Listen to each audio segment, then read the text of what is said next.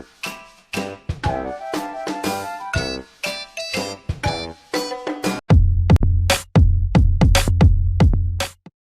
Friends, welcome to learn computer Telugu channel.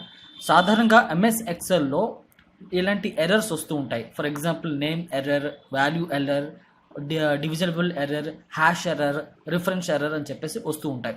ఈ errors ఎందుకు వస్తాయనేది మనం ఈరోజు ఈ వీడియోలో మీరు తెలుసుకోబోతున్నారు. అండ్ వీడియో చివరి వరకు చూసి తెలుసుకోండి ఫ్రెండ్స్. ఒక్కొక్క ఎర్రర్ ఏ విధంగా ఏ సందర్భంలో వస్తుంది, దాన్ని ఎలా రెక్టిఫై చేయాలో మీరు ఈ వీడియోలో చివరి వరకు చూస్తే అర్థమైపోతుంది. టాపిక్లోకి వెళ్తే first of all first error వచ్చేటప్పటికి hash name error. For example ఎక్సెల్లో మనం ఏదైనా ఒక ఫంక్షన్ యూజ్ చేసి మనం అవుట్పుట్ చూసిన తర్వాత ఆ ఫంక్షన్లో కనుక స్పెల్లింగ్ మిస్టేక్ ఉంటే కనుక మనకి ఈ విధంగా నేమ్ ఎర్రర్ వస్తుంది. చూద్దాం.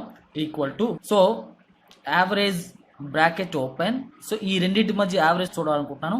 First value and second value ఇచ్చేసి బ్రాకెట్ క్లోజ్ చేసి ఎంటర్ ప్రెస్ చేస్తున్నాను. ఇక్కడైతే యావరేజ్ అయితే వచ్చింది. ఇప్పుడు చూడండి, మళ్ళీ ఎడిట్ చేస్తున్నాను దీన్ని. ఇక్కడ యావరేజ్ దగ్గర ఈ తీసేసి ఎంటర్ బటన్ ప్రెస్ చేసా.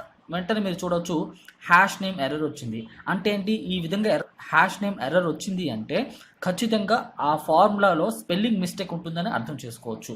సో మరొకసారి డబుల్ క్లిక్ ఇచ్చి ఇక్కడ ఆ ఫార్ములాని కరెక్ట్ చేద్దాం. ఎంటర్. సో ఈ యాడ్ చేశాను. ఇప్పుడు మనకు కరెక్ట్గా రిజల్ట్ అయితే వచ్చింది. ఇది ఫస్ట్ ప్రాబ్లం అవుతుంది, హ్యాష్ నేమ్ ఎర్రర్. సో సెకండ్ది ఏంటంటే వాల్యూ ఎర్రర్. ఇప్పుడు చూడండి, నేను ఈక్వల్ టు ఈ రెండు నెంబర్స్ యాడ్ చేయాలనుకుంటున్నాను కాబట్టి నేను ఇది సెలెక్ట్ చేశాను, ప్లస్ అండ్ ఈ వాల్యూ కూడా సెలెక్ట్ చేసి ఎంటర్ బటన్ ప్రెస్ చేశాను. అదేవిధంగా మళ్ళీ ఈక్వల్ టు టైప్ చేసి ఈ cell address plus second name plus third value ఇచ్చేసి ఎంటర్ బటన్ ప్రెస్ చేశాను. మీరు ఇక్కడ చూడవచ్చు హ్యాష్ వాల్యూ ఎర్రర్ అయితే వచ్చింది. ఎందుకంటే ఈ ఫార్ములాలో ఇక్కడ మనకి రెండు నెంబర్స్ ఉన్నాయి, బట్ దాంతోపాటు ఇక్కడ క్యారెక్టర్స్ కూడా, టెక్స్ట్ కూడా ఉంది అనమాట. అంటే ఏంటి, నెంబర్స్ మనం కలపడం పాసిబుల్ అవుతుంది కానీ క్యారెక్టర్స్ని మనం కలపడానికి అవ్వదు. కాబట్టి ఈ విధంగా హ్యాష్ వాల్యూ ఎర్రర్ అనేది వస్తుంది అనమాట.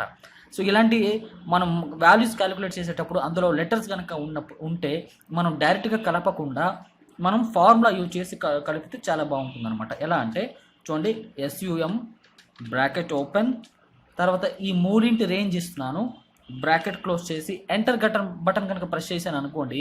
ఇప్పుడు ఏమవుతుందంటే ఈ సమ్ అనే ఫంక్షన్ ఈ మనం ఇచ్చే రేంజ్లో నెంబర్స్నే తీసేసుకుని మిగతా క్యారెక్టర్స్ ఉన్న సెల్ లెటర్స్ని ఇగ్నోర్ చేసేస్తుంది అనమాట. సో ఇప్పుడు చూడండి, ఎంటర్ బటన్ ప్రెస్ చేస్తే మీరు ఇక్కడ 50 + 40 90 వచ్చింది, బట్ ఈ వాల్యూని ఇగ్నోర్ చేసింది అనమాట. సో ఈ విధంగా మనం ఎప్పుడైనా వాల్యూస్ కలపాలి అనుకునేటప్పుడు సమ్ అనే ఫార్ములాతో యూజ్ చేశారనుకోండి, అందులో నెంబర్స్తో పాటు క్యారెక్టర్స్ ఉంటే కనుక వాటిని ఇగ్నోర్ చేసేస్తుంది. ఓకే, నెక్స్ట్ డివిజిబుల్ ఎర్రర్ ఎప్పుడు వస్తుందో చూడండి. ఫర్ ఎగ్జాంపుల్ ఈక్వల్ టు ఇక్కడ 50/0 ఇచ్చా, ఎంటర్ ప్రెస్ చేస్తే ఇది డివిజిబుల్ వాల్యూ ఎర్రర్ వస్తుంది అనమాట. 50/0, 0తో డివిజిబుల్ వాల్యూ రాదు కాబట్టి ఇక్కడ డివిజిబుల్ ఎర్రర్ వస్తుంది అనమాట. సో అలాగే ఇంకో విధంగా చూద్దాం. Equal to average bracket open, ఈ రెండు సెల్ అడ్రసెస్ తీసుకుంటున్నాను, bracket close, enter button press చేశాను. వచ్చింది కదా 45 యావరేజ్ వచ్చింది. ఇప్పుడు నేను ఈ రెండు సెల్ అడ్రస్లో వాల్యూస్ని డిలీట్ చేసేసాను. ఇప్పుడు మీరు చూడండి, అంటే ఏమవుతుంది, ఇక్కడ డివిజిబుల్ ఎర్రర్ వస్తుంది అనమాట. ఈ విధంగా డివిజిబుల్ ఎర్రర్ ఎందుకు వచ్చింది అంటే ఇక్కడ సరాసరి అంటే రాసుల మొత్తంపై రాసుల సంఖ్య అంటే ఏంటి, ఈ రెండు వాల్యూస్ని కలిపి బై 2 చేత భాగించగా వచ్చే ఆన్సరే యావరేజ్ అనమాట. రెండు వాల్యూస్ లేవు కాబట్టి ఇక్కడ 0 డివిజన్ అవుతుంది అనమాట. ఓకే, ఇక్కడ 0 అవుతుంది అనమాట. ఓకే, నెక్స్ట్ ఎర్రర్ వచ్చేటప్పటికి హ్యాష్ ఎర్రర్. చూడండి, ఈ హ్యాష్ ఎర్రర్ ఎప్పుడు వస్తుందంటే ఒకవేళ ఒక సెల్లో దాంట్లో ఎక్కువ నెంబర్స్ కనుక టైప్ చేస్తే అప్పుడు మీకు హ్యాష్ ఎర్రర్ వస్తుంది. ఫర్ ఎగ్జాంపుల్ ఇప్పుడు చూడండి, నేను టైప్ చేస్తే ఇక్కడ వరకు మాత్రమే ఆ సెల్ తాలూకా విడుతుంది. అంతకంటే ఎక్కువ నేను టైప్ చేశాను అనుకోండి, ఎంటర్ బటన్ ప్రెస్ చేశాను అనుకోండి, ఈ విధంగా మనకి ఇక్కడ హ్యాష్ ఎర్రర్ వస్తూ ఉంటాయి. ప్రస్తుతానికి ఈ సెల్ అడ్రస్లో అయితే రాలేదు. ఒకవేళ ఈ విధంగా వచ్చినప్పుడు మనం హ్యాష్ సింబల్స్ ఇక్కడ ఎర్రర్ అనేది వస్తుంది. అప్పుడు ఏం చేయాల్సి ఉంటుందంటే ఈ కాలం విడుతుని మనం పెంచాల్సి ఉంటుంది. నెక్స్ట్ వచ్చేసేటప్పటికి రిఫరెన్స్ ఎర్రర్. చూడండి ఫ్రెండ్స్, ఇప్పుడు నేను equal to some bracket open, okay, ఈ రెండు సెల్ అడ్రస్లు ఇచ్చాను, బ్రాకెట్ క్లోజ్ చేసా, ఎంటర్ బటన్ ప్రెస్ చేసా. ఇప్పుడు నేను ఈ కాలమ్ని డిలీట్ చేసేస్తున్నాను. చూడండి, డిలీట్ షీట్ కాలమ్స్ చేస్తే ఇక్కడ మీకు ఇక్కడ రిఫరెన్స్ రావడం గమనించవచ్చు. నేను రో డిలీట్ చేసేసా. ఎందుకంటే ఇక్కడ మీరు ఈ ఫార్ములాలో ఏ రేంజ్ అయితే తీసుకున్నారో ఆ రేంజ్లో అక్కడ వాల్యూస్ అనేవి లేవు. అర్థమైందా? అంటే మీరు ఇచ్చిన రిఫరెన్స్ అనేది ప్రజెంట్ అక్కడ లేదనమాట. డిలీట్ చేయడం ద్వారా ఇక్కడ రిఫరెన్స్ ఈ ఫార్మా లోపల ఐడెంటిఫై చేయలేకపోతుంది ఎక్సెల్. సో అందుకే ఈ విధంగా రిఫరెన్స్ ఎర్రర్ వస్తుంది.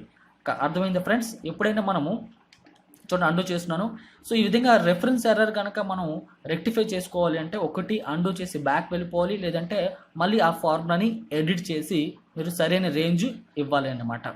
ఓకే, ఈరోజు మనం తెలుసుకున్నాం ఫ్రెండ్స్ మొత్తం ఎర్రర్స్ ఎక్సెల్లో ఏ విధంగా వస్తుంది, నేమ్ ఎర్రర్ ఎప్పుడు వస్తుంది, వాల్యూ ఎర్రర్ ఎప్పుడు వస్తుంది, అండ్ డివిజిబుల్ ఎర్రర్ ఎప్పుడు వస్తుంది, హ్యాష్ ఎర్రర్, రిఫరెన్స్ ఎర్రర్ ఎప్పుడైతే వస్తుందో మీకు ఈ వీడియో చివరి వరకు చూసిన తర్వాత అర్థమైంది అనుకుంటాను.